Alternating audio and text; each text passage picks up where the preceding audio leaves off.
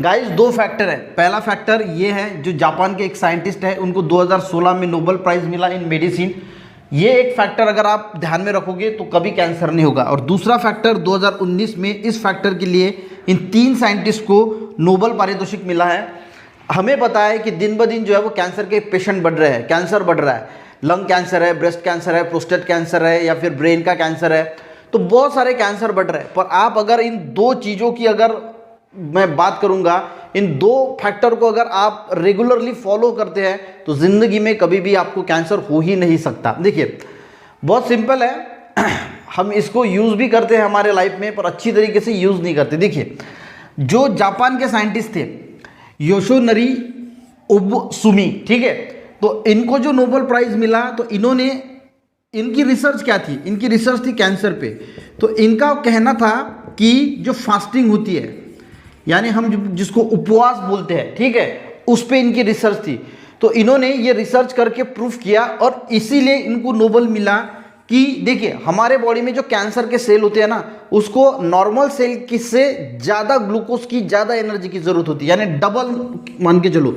ये normal cell है, ये कैंसर का सेल है, तो कैंसर के सेल को नॉर्मल सेल से डबल या 3 गुना, 2 गुना या 3 गुना एनर्जी, या हम उसको ग्लूकोज कहेंगे, उसकी ज़रूरत होती है, ठीक है। अगर इसको ये नहीं मिलता तो ये मर जाता है कैंसर का सेल। तो इनकी रिसर्च सिंपल है कि अगर कोई इंसान 15 दिन में एक बार पूरी तरीके से फास्टिंग करता है, फास्टिंग का मीनिंग उपवास होता है, पर साबूदाना, भगर, तली हुई चीज़ें, वो वाला उपवास नहीं, कंप्लीटली आपको फास्टिंग करना है, यानी पानी के सिवा कुछ भी नहीं खाना है। मैंने क्या किया, पानी के सिवा कुछ भी नहीं खाना है। और ऐसे अगर आप रह नहीं सकते तो आप फ्रूट्स खा सकते हैं सिर्फ, और वैसे तो फ्रूट्स भी नहीं खाना है, पर अगर आपसे होता ही नहीं विदाउट ये, तो फ्रूट्स खा सकते हैं, बाकी कुछ भी अलाउ नहीं है। इस प्रकार से अगर एक दिन, 15 दिन में एक दिन अगर ऐसा फास्टिंग हम करते हैं तो आपको कभी ज़िंदगी में कैंसर नहीं होगा। पहले के लोग फास्टिंग करते थे पुराने ज़माने में, तो ऐसे कुछ खाते नहीं थे। आज तो हम साबूदाना, भगर, ये वो सब कुछ खा लेते और बोलते हमको तो आज उपवास है, यह है आपका उपवास। और इसीलिए वो उपवास आपके लिए काम नहीं करता, काम नहीं करता यानी वर्क नहीं करता, आपको कोई बेनिफिट्स नहीं देता। तो इनकी एक ही रिसर्च थी कि फास्टिंग करना है 15 दिन में एक बार। और इस चीज़ के लिए गाइस, जो हमारे पुरानों में, हमारे पुराने लोगों ने फास्टिंग से धर्म से जोड़ा, ताकि लोग जो है वो उपवास कर सके, तो वो उन्होंने पहले कहा, तो उनको 2016 में इसी चीज़ के लिए नोबेल प्राइज़ मिला। देखिए हमारे पुराने लोग कितने टैलेंटेड थे, ठीक है। और दूसरी अगर हम बात करें तो 2019 में जो 3 साइंटिस्ट थे, इन्होंने एक खोज की कैंसर के ऊपर, और इन्होंने ये खोज के निकाला कि इन प्रेजेंस ऑफ ऑक्सीजन, अगर आपके बॉडी में बहुत ज़्यादा ऑक्सीजन है, तो ज़्यादा ऑक्सीजन के प्रेजेंस में कैंसर का जो सेल है वो जिंदा नहीं रह सकता। और इसीलिए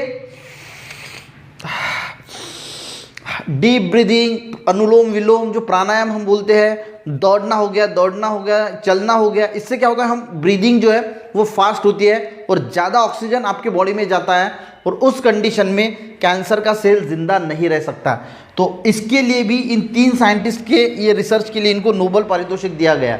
अब आप ही सोचिए ज़रा कि अगर हम रोज़ थोड़ी देर प्राणायाम करते हैं, और नहीं तो 15 दिन में एक बार कंप्लीटली फास्टिंग करते हैं, तो गाइज हमें कैंसर कभी नहीं हो सकता। ये 2 चीज़ें हैं, और इन दोनों चीज़ों को नोबेल प्राइज़ मिला है। ये आप गूगल पे भी सर्च कर सकते हैं, आपको इसकी पूरी इन्फॉर्मेशन मिल जाएगी। वीडियो हेल्पफुल रहा तो एक लाइक ज़रूर करना, दोस्तों को भी शेयर करना। मिलते हैं नेक्स्ट वीडियो में, तब तक के लिए जय हिंद।